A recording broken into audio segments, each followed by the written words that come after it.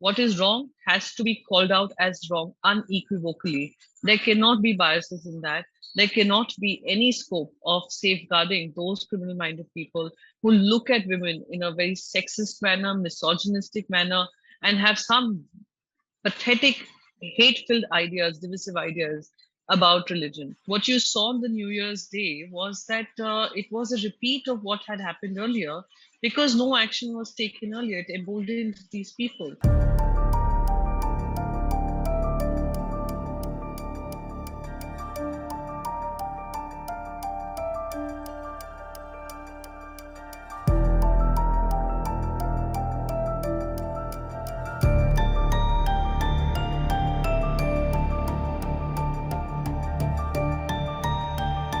I believe that this is part of a very emboldened culture where when the prime minister of the country goes for election rallies, he makes it about religion.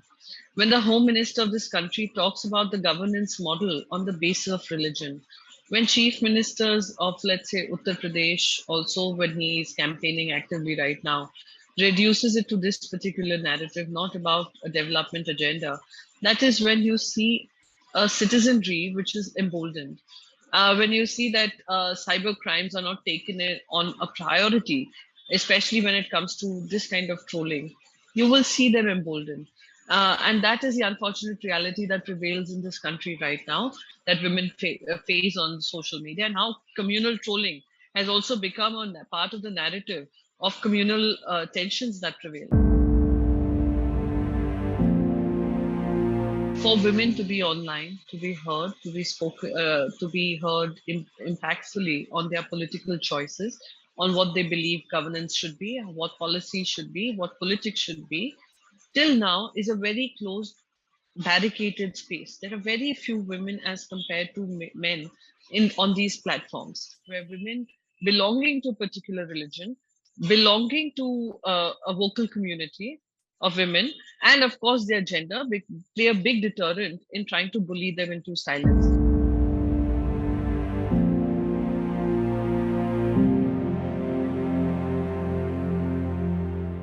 It is such an unfortunate reality of this country that ministers have reduced themselves not to the commitment that they take oath to the constitution, but to their political biases and their political party's agenda.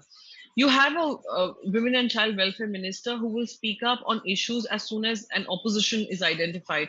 For example, the Karnataka case, where every all the women were equally outraged, but she seemed more outraged because it happened to come from a Congress MLA as compared to one of her own. And you see total abject silence. When you talk about women empowerment, it has to be above your politics, above all your biases.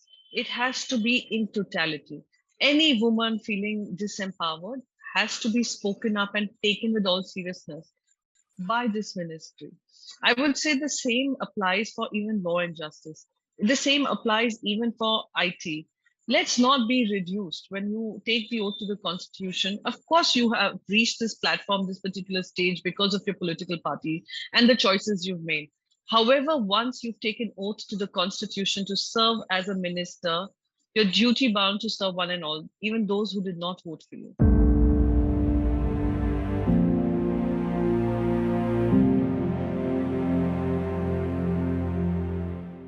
Emboldening some handles because they are anonymous does not make them free to say what they want and to get away with it, which Mumbai police showed to the country that it is possible to reach to the perpetrators. However, in this particular case, because I do not want to divulge too much of what the investigation is going on in terms of who are these anonymous handles, etc., becomes the responsibility of the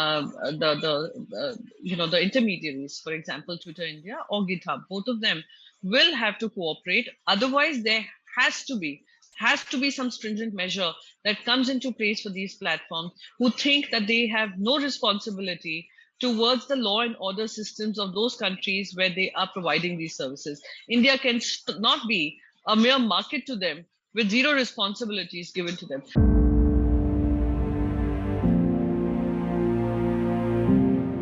I think it is extremely important to condemn. And I'll tell you why. Because it is about even them feeling that there is a safety network around them, where the highest authority of the land is also standing in solidarity with them. That brings a lot of mental peace. I have observed this myself. If you have such kind of just support shown, whether they move towards action or implementation is secondary. First is condemnation, that you totally do not agree with what is happening, and then the action, etc., can happen.